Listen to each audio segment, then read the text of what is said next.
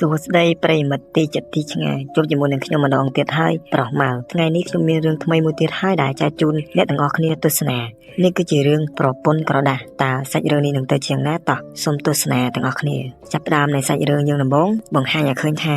មានបុរសម្នាក់ឈ្មោះថាហ្គោឪពុកម្ដាយរបស់គាត់គឺស្លាប់អស់ហើយគាត់គឺជាក្មេងកំព្រាហើយនឹងមានបងប្រុសតែម្នាក់គត់ហើយគាត់គឺជាមនុស្សញៀនល្បែងបំផុតក៏ប៉ុន្តែគាត់លេងមិនដែលឈ្នះគេទេគឺគាត់លេងល្បែងចាញ់គេរហូតលុយមានប្រមាណក៏អស់ដែរមិនដែលឈ្នះឡើយហើយគាត់គឺជាអ្នកលក់សាច់នៅក្នុងផ្សារក៏ប៉ុន្តែលុយទាំងប្រមាណគឺយកលេងល្បែងអស់រលីងគ្មានសល់ឡើយពេលដែលគាត់ចាញ់ច្រើនពេកមិនមានប្រាក់លេងល្បែងគាត់ក៏គិតរកវិធីថ្មីដើម្បីរកប្រាក់គាត់ក៏ទៅផ្ទះរបស់បងប្រុសគាត់ទៅខ្ចីប្រាក់ក៏ប៉ុន្តែបងប្រុសគាត់អត់ឲ្យគាត់ឡើយព្រោះគាត់ខ្លាចប្អូនប្រុសគាត់យកទៅលេងល្បែងអស់ទៀតក៏ប៉ុន្តែលោកហ្គោក៏ហកថាគាត់មកខ្ចីប្រាក់នេះគឺមិនមែនយកទៅលេងល្បែងឡើយគឺគាត់យកប្រាក់នេះទៅដណ្ដឹងប្រពន្ធទេនៅពេលនោះបងប្រុសរបស់គាត់ក៏ព្រមឲ្យប្រាក់ទៅគាត់ក៏ប៉ុន្តែលោកហ្គោមិនបានយកប្រាក់នេះទៅដណ្ដឹងប្រពន្ធឡើយគឺគាត់យកមកលេងល្បែងគាត់លេងរហូតតតែចាញ់អស់រលីងហើយគាត់ក៏ត្រឡប់មកផ្ទះវិញពេលនោះគាត់ក៏គិតថាលុយគឺអស់ហើយឯប្រពន្ធក៏មិនទាន់បានទៀតតើគាត់ប្រាប់បងប្រុសគាត់យ៉ាងម៉េចទៅពេលដែលគាត់ដើរសុកគាត់ក៏ឃើញតកតាក្រដាស់មួយដែលគេទុកនៅលើភ្នល់នេះគឺជារឿងធម្មតារបស់អ្នកភូមិគាត់ទេឲ្យតែមានអ្នកស្លាប់គេតែងតែធ្វើរូបក្រដាស់ដាក់នៅលើភ្នល់ឬក៏ដុតចោល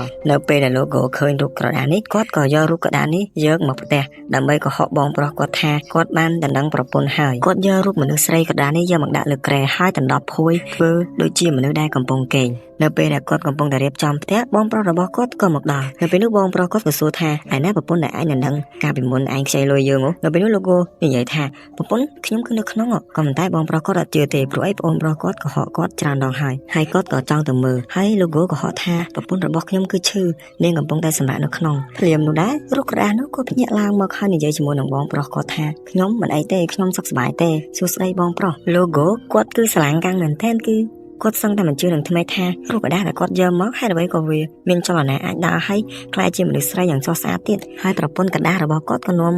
បងប្រុសគាត់ចូលទៅក្នុងបន្ទប់ដើម្បីនិយាយគ្នានឹង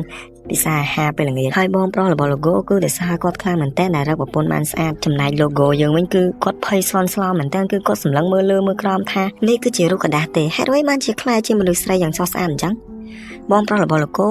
គាត់មិនបាននៅយូរឡើយគាត់ត្រឡប់ទៅផ្ទះវិញហើយព្រោះយប់ច្រើនណាស់ហើយគាត់ក៏មិនចង់រំខានប្តីប្រពន្ធពីរនាក់នេះដែរពេលដែលចូលដល់បន្ទប់គេងប្រពន្ធរបស់គាត់ក៏ហៅ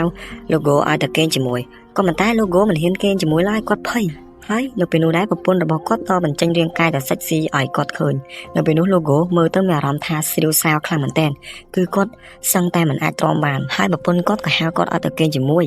ឆាប់ឡើងមកលោកប្តីនៅពេលនោះគាត់ក៏គេងក៏ប៉ុន្តែគាត់គេងមិនលក់ទេគាត់គេងទាំងអារម្មណ៍ភ័យខ្លាចនឹងតក់ស្លុតហើយគាត់ក៏ធ្វើពុតជាគេងលក់នៅពាក់កណ្ដាលអាត្រៀតប្រពន្ធរបស់គាត់ក៏គេងលក់ហើយគាត់ក៏ភ្ញាក់ឡើងហើយគាត់ស្វែងស្វារកដំបងមួយទៅវាយរូបក្រដាស់នោះគាត់ទាញដំបងវាយមុខក្រដាស់នោះត្រូវមួយចង្ហៀងហើយរយះមុខតិចនៅពេលនោះរូបក្រដាស់នោះក៏ស្ទុះមកច្បាច់កគាត់ហើយលោកហ្គោគាត់ភ័យយ៉ាងខ្លាំងហើយគាត់ក៏ពិបាកដកដង្ហើមដែរភ្លាមនោះដែរគាត់ក៏ស្លាប់បាត់ទៅនៅពេលដែលគាត់ភ្ញាក់ឡើងនៅពេលព្រឹកស្រាប់តែឃើញខ្លួនឯងកំពុងតែអោបប្រពន្ធក្រដាស់របស់គាត់នៅលើភ្នល់ពេលនោះគាត់ភ័យស្លន់ស្លោយ៉ាងខ្លាំងហើយគាត់ក៏ប្រញាប់រត់ទៅផ្ទះយ៉ាងលឿនហើយរឿងយើងក៏ដល់ទីបញ្ចប់អរគុណអ្នកនរគ្នាសម្រាប់ការទស្សនាវីដេអូមួយនេះបើពេញចិត្តសូមជួយចុច Subscribe Like និងរូបកណ្ដឹងម្នាក់មួយផងបាទសូមអរគុណបាយបាយជួបគ្នានៅវីដេអូក្រោយ